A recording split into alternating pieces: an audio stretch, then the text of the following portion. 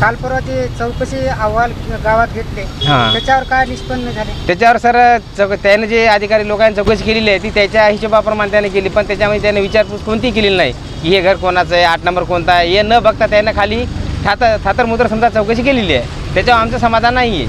आणि अधिकारी लोक आज आम्ही तिथे गेलो तर ते आम्हाला आज बोलायला बी तयार नाही आहेत. अहवाल दाखवा म्हणलं तर ते आता म्हणतात मी सोमवारी अहवाल देतो, मंगळवारी अहवाल देतो, बी डी ओ साहेब सुट्टीवर आहेत, विस्तार अधिकारी सुट्टीवर आहे, लग्नाला जाते, असं त्याचं म्हणणं आहे.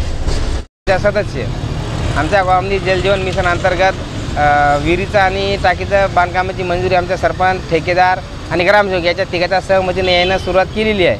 त्याच्या विरोधामध्ये आम्ही कलेक्टर साहेब, शिव मॅडम यांना अर्ज केलेले होते, तरी त्यानं काही याच्यावर समजा तोडगा न काढल्यामुळे आम्ही 13/6/2024 रोजी उपोषणास कलेक्टर ऑफिससमोर बसलो होतो.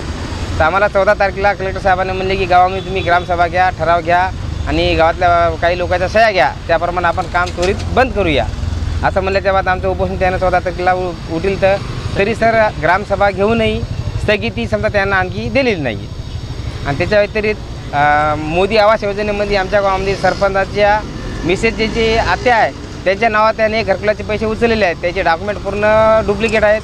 बांधकाम न करता त्यांना पैसे दुसऱ्याचं घर दाखवून, दुसऱ्याची जागा दाखवून पैसे उचललेले आहेत. यांची तात्काळ मेहरबान साहेबांनी चौकशी करावी और जे दोषी अधिकारी आहे सरपंच, ग्रामसेवक यांना त्वरित 420चा गुन्हा दाखल करून निलंबित करण्यात यावे.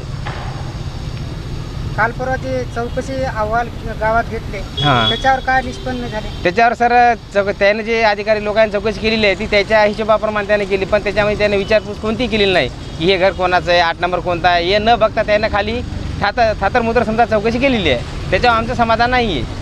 आणि अधिकारी लोक आज आम्ही तिथे गेलो तर ते आम्हाला आज बोलायला बी तयार नाही आहेत. अहवाल दाखवा म्हणलं तर ते आता म्हणतात मी सोमवारी अहवाल देतो, मंगळवारी अहवाल देतो, बी डी ओ साहेब सुट्टीवर आहेत, विस्तार अधिकारी सुट्टीवर आहे, लग्नाला जाते, असं त्याचं म्हणणं आहे.